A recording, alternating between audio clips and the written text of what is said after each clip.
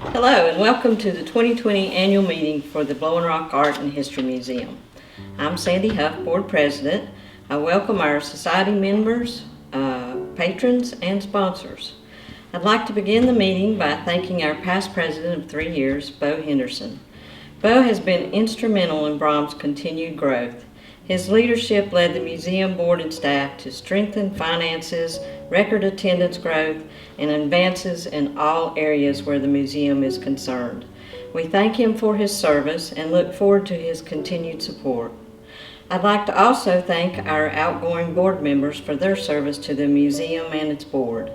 These members include Deborah Covington, Carol Dabbs, Lou Gottlieb, Jim Tanner, and Ralph Patterson.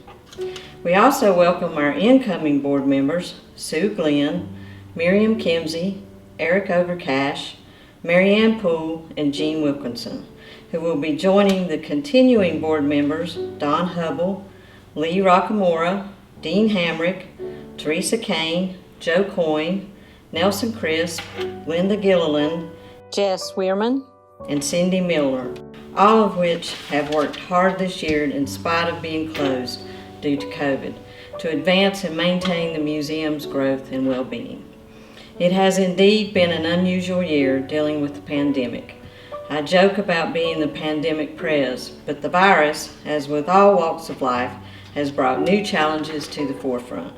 Our annual meeting should have been in June, not October, in person, not recorded.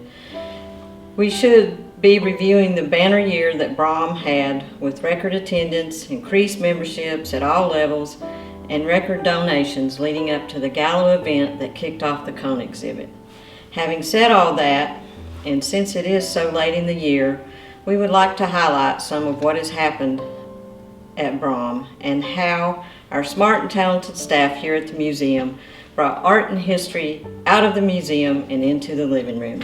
And with that, I will turn it over to our director, Lee Carroll. Thank you, Sandy. Usually an annual meeting is about the past year.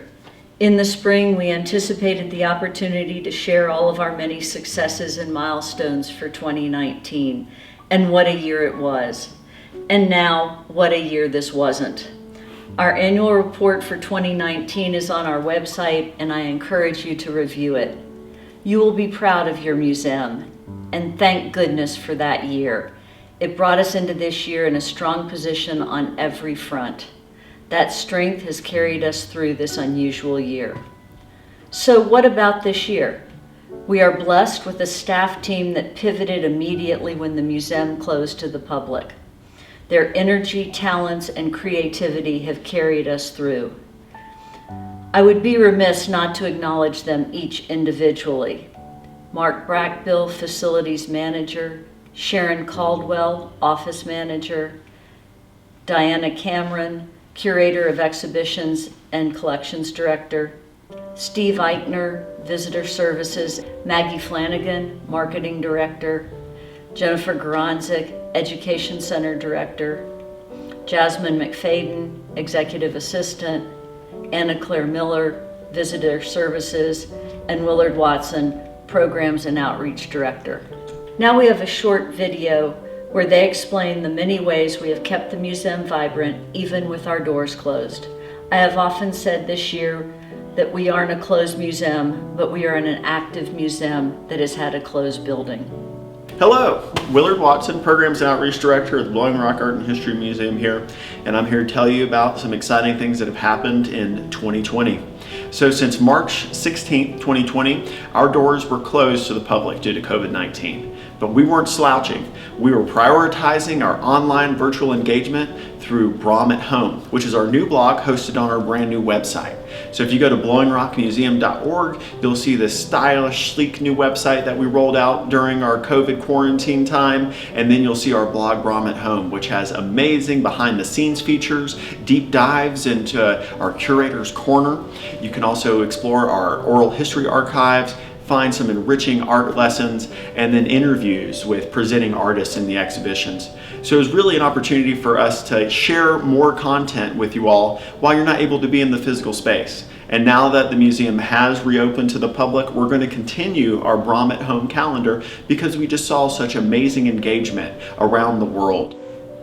Hello, my name is Maggie Flanagan, and I'm thrilled to be on staff as our new Marketing and Communications Director. During our time in quarantine, the staff refocused its marketing efforts to a complete website overhaul. Since our launch of the new website platform, our daily visitors has consistently gone up to almost double where we started in March of 2020. In August, we saw 6,626 unique visitors to our site. Throughout our time of being closed to the public, we began tracking our digital engagement in a much more detailed manner than we ever had before. Last month, we saw a 270% rise in visitors on Facebook and a 361% rise in Instagram likes compared to March of this same year. Now that we're able to open to the public, we will be able to focus more heavily on equitably spending our marketing budget towards physical visitors and members of the museum, while still maintaining our digital plans that are now running smoothly and consistently. Hi, this is Jennifer Gronzik, Education Center Director here at Brom. Well, this year has been quite a challenge, but we have risen to that challenge with some new and innovative ways to reach our audience. Usually we have a lot of in-person field trips and hands-on groups here in the Education Center, and due to COVID, obviously those weren't possible. So we found ways to go out into the community with products to reach children from ages kindergarten through adult. One of the new products that we've done this year was our spring outreach art kits. These went to all students in Watauga County, grades kindergarten through 2nd grade. As teachers scrambled to give distance learning assignments this past March, it quickly became evident that not all households had even the most basic art supplies such as markers and paper. Also, during this time of great upheaval and stress, having a creative outlet becomes an even more valuable way to help children and adults cope with the challenges they face. I wanted to find a way to gift each child in the county a set of quality, basic, washable art materials. My hope was that these materials could be a source of entertainment and creative expression while the children were under stay-at-home orders. Due to the most generous donation of $5,000 from the Kennedy Herderick Foundation, we were able to provide kits to over 1,000 students throughout the county. These kits were distributed through county schools, materials distribution, and free lunch programs. Each kit contained a set of washable markers, washable tempera paints, brushes, heavyweight mixed paper, and 6 age-appropriate art history-inspired project ideas. We received many wonderful comments and surveys from families who enjoyed the materials, not just for the intended family member, but also for older and younger siblings. Many families sat down together to create art, which was a comfort and much-needed screen-free bonding time. Staff time costs for development of lessons, sourcing of materials, and assembling the kits was absorbed by Brom. The entire staff came together to assemble and deliver the kits. This was a welcome distraction and gave a sense of purpose to us in a difficult time. Another innovative program that was begun here at Brom this summer were our summer backpack art kits. These came in a reusable jute drawstring backpack, and they contain different art materials themed to some different themes such as nature, printmaking, and collage. So due to the COVID restrictions, we were not able to host field trips and art lessons in person this summer. Instead, we came up with the idea to sell backpack camps. Each backpack contains 5 to 6 art lesson ideas and all necessary supplies. To date, 110 kits have been sold. Roughly 1/3 of those were sold to families who were not previously members of Brom. So this is a novel introduction to what our children's offerings are like. A $1,000 grant from the Watauga County Arts Council and a $250 grant from the Environmental Educators of North Carolina allowed us to offer these kits for greatly reduced fees to families with EBT cardholder status. It also enabled us to keep our overall prices low. The average cost of materials for these kits is about $17 per kit, whereas we are selling the kits for only $25 or $30. Brom absorbed the cost of staff time for project development and the kit assembly. These backpack camps have been a great success, and we hope to develop more lessons and themes soon. Lastly, another new way that we've decided to try to reach our audience are through weekly art lessons. In lieu of having folks here in the studio in the Education Center, we are coming to them via virtual art lessons or virtual art prompts. We've done over 25 lessons at this point, and we do plan to continue these for the future until it's safe to have our full capacity classes back in the Education Center. Each week I introduce a different artist or technique, and I usually do a minute or two of art history, showing some slides of the artist's work, talking about whatever's important about that artist. And then I do a short how-to, either video or step-by-step pictorial how-to tutorial of how to do the project. And those have been a lot of fun, and we've gotten some fun images back from students who have really enjoyed those lessons. They are available free to the public. Anyone can view them. We've had folks from Montana and Louisiana and all over the US. So that's one of the pros of reaching our audience this way, is it's not just for locals. We've had a broader reach for those.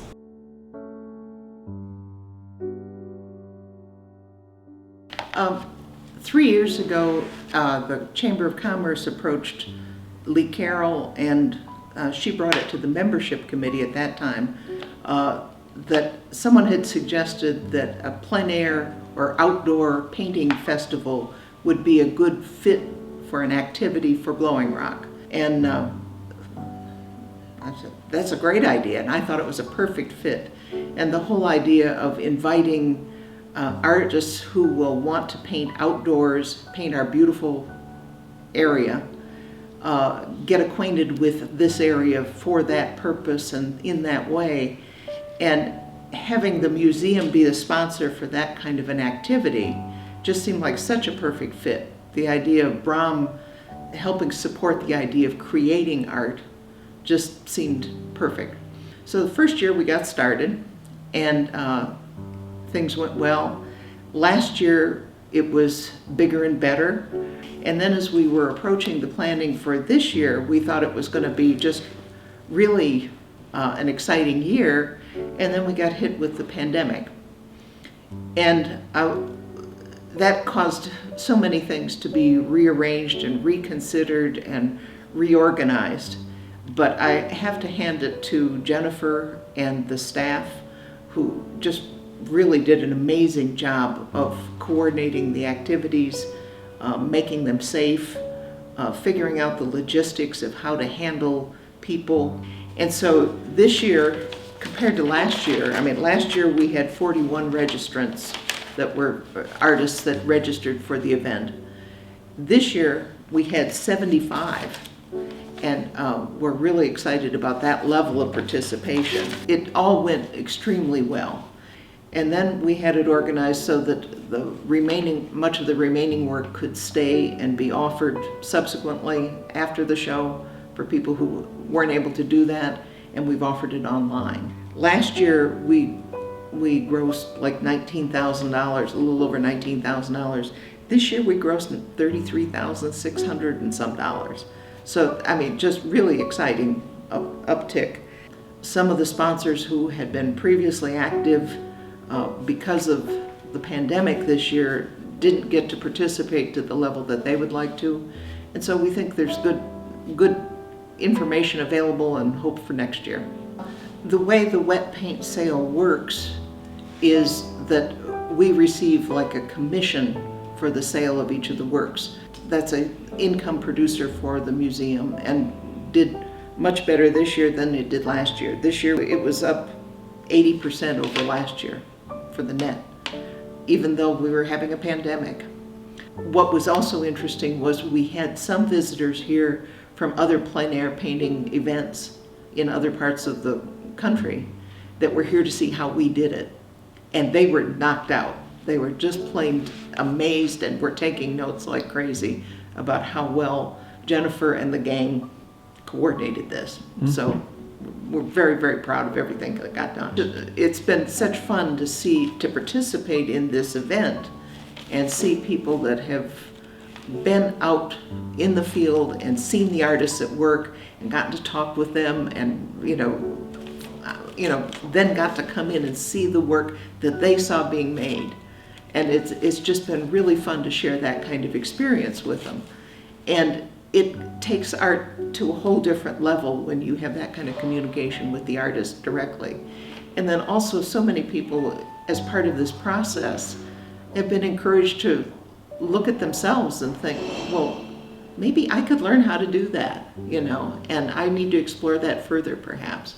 And so, again, that's what we're here for as a museum, is to encourage art in our community, and we're doing it.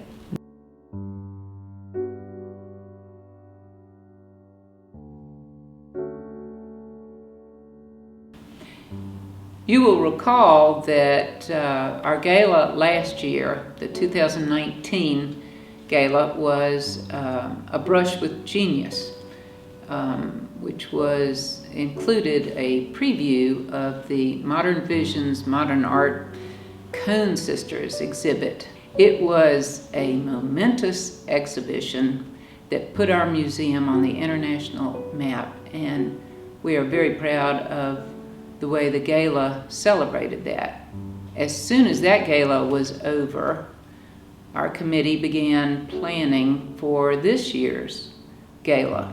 This gala was to take place at the Perry Car Barn. Once the pandemic hit, our committee began planning alternative ways of hosting this gala at the car barn. The committee immediately began calling the 150 registered guests and sponsors to tell them of the decision to cancel the event as planned, and asking them how they would like us to treat their payment. Refunds were an option, but almost everyone offered to make their payment a contribution. Those who donated their payment were offered a visit to the car barn in small groups, and many did take us up on that. The Fund a Need component, along with the donated sponsorships and ticket purchases, raised over $72,000 for Brom. That's over 90% of our original goal. We were blown away by this. We are so touched and grateful to the community for their support and their belief in Brom. As you may know, next year will be Brom's 10th anniversary, and planning is already underway for that. We thank all of our supporters and ask that you stay tuned for information about the 2021 Gala. Thank you. Hello, my name is Sharon Caldwell. I'm the business manager here at Brom, and I'm glad to be able to give you just a brief rundown on what's happening here in the finance area. Of course, 2019 was a banner year for Brom. We had a major exhibit, and we had great expectations for the momentum that would go into 2020. But 2020 is much different than our expectations. We've kept steady in dealing with our revenue shortfalls per our budget goals, but this has been managed in part by the reduction of expenses, which year to date has netted a $35,000 revenue shortage from our budget expectations. But this challenge is also met by our staff being very innovative in keeping the museum programs and activities alive via online content for our members and the public. The revenue shortfalls were in particular from our events. Our annual fundraising events were canceled or presented in a much abbreviated form than our expectations. But we were able to have a gross revenue of $90,000 from these events with minimal expenses, approximately only 16%. And the net revenue from this event was 33% less than our expectations, approximately $74,000. So we were encouraged by this, especially with the times that we're in now. And as always, we're grateful to our members and all those who support BROM.